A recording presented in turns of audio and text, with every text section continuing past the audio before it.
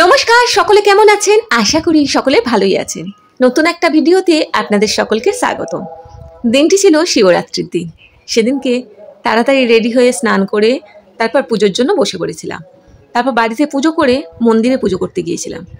এখানে নিয়েছিলাম দুধ, গঙ্গাজল, ঘি, মধু, ফল, তারপর পঁইতে, সিদ্ধি, ডাবের জল সব কিছুই নিয়েছিলাম। নিয়ে আমাদের বাড়ির কাছ থেকে একটু দূরত্বে একটা শিব মন্দির আছে। আমরা যেতে আসতে কিন্তু ওই শিব মন্দিরেই প্রণাম করে তারপর যাই। তো ওই শিব মন্দিরেই পুজো দিতে গিয়েছিলাম। যাওয়ার পর দেখি প্রচণ্ড পরিমাণে ভিড়। অনেকক্ষণ লাইনে দাঁড়িয়ে তারপর আমার ভোলে বাবার মাথায় জল ঢাললাম। দেখুন অনেকটা আবছা আসছিল, কারণ ফোনটা আমার ছেলে ধরেছিল। ও তো ঠিকভাবে ফোন ধরতে পারে না, তাই ওরকম আবছা হয়ে গেছিলো। এখানে তখন আকন্দর মালা পরিয়ে দিচ্ছিলাম আর ব্রাহ্মণ ঠাকুর মন্ত্রগুলো বলছিল। আমি এই চতুর্দশী ব্রতটা বিয়ের আগে থেকেই করতাম।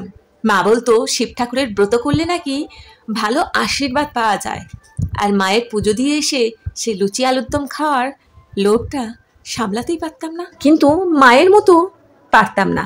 মা যেমন 4 প্রহরে জল ঢালতো, তারপর সারা দিন উপোস করে সেই পরের দিন সকালবেলা খেত, এটা আমরা পারি না।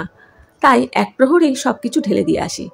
মা প্রথম প্রহরে দুধ গঙ্গাজল দিয়ে মাথায় ঢালতেন ভোলে বাবার, দ্বিতীয় প্রহরে মনে হচ্ছে দই, আর তৃতীয় প্রহরে মধু, আর চতুর্থ প্রহরে মনে হচ্ছে ঘি। আমি কিন্তু ঠিক জানি না, তবু বললাম।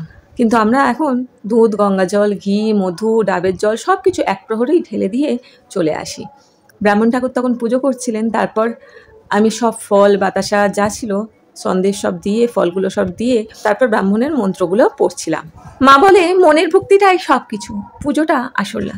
মনে ভক্তি থাকলে, সৎকর্ম করে গেলে ঠিক ভগবান একদিন না একদিন মুখ তুলে অবশ্যই চান। পুজো তখন শেষের দিকে একদম, মানে এটা ফল ছুঁয়ে কি মন্ত্র বলছিলেন উনি, তখন বলে তারপর ফলগুলো ওখানে রেখে দেওয়া হলো, বাবাকে দান করা হলো। তারপর ঠাকুরমশাই আমাদের প্রসাদ দিলেন। তবে অন্যান্য শিব মন্দিরের তুলনায় এই মন্দিরটায় অনেকটাই ভিড় কম, কিন্তু বারব্রতর দিনে ভিড় তো হবেই।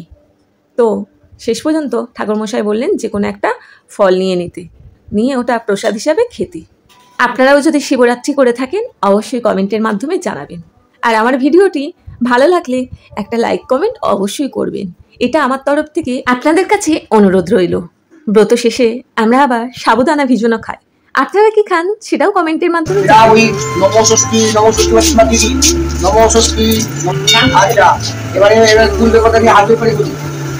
তো ভিডিওটি কেমন লাগলো অবশ্যই জানাবেন, আর আমার ভিডিও ভালো লাগলে চ্যানেলটি অবশ্যই সাবস্ক্রাইব করে দেবেন। ধন্যবাদ।